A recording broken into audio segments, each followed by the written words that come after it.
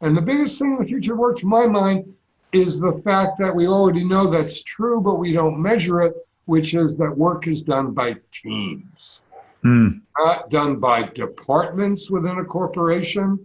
It's done by teams, which are often multifunctional from different departments in a corporation.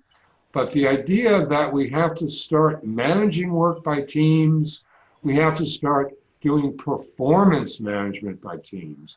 We have to start evaluating people not as individuals necessarily, but of course, within a team, there will be individual management and measurement, but we have to measure teams and how effective they are and how well they do.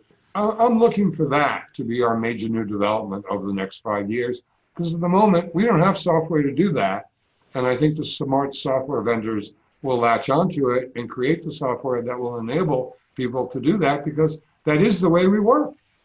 Absolutely. And I think I saw a presentation that Josh Burson did at HR Tech a couple of weeks ago. And one of the things that he'd done was what I really call a reclassification of HR. And he basically grouped all the different disciplines of HR as to how they fit together today. And one of the big things that he had in there was teams and team management. And he'd sort of broke it down by team project management.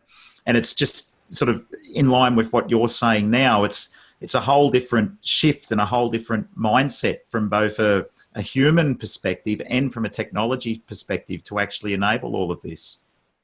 And I think if your viewers are going to take away one useful thing from the 20 minutes we've been talking, is that teams are the future of work.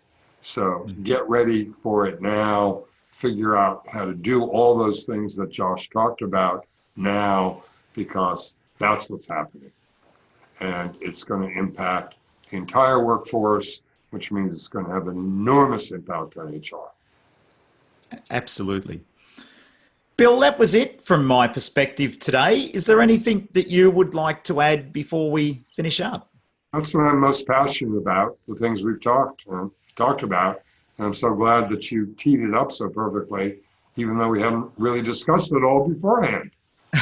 That's all right. It's a bit of ad-libbing is fine, and that's the way the world works as well at the end of the day. So thank you for taking the time out, Bill. Delighted to have you as part of my Smart Talk, and we'll see you again in the not too distant future. My pleasure. Thanks so much. Thank you.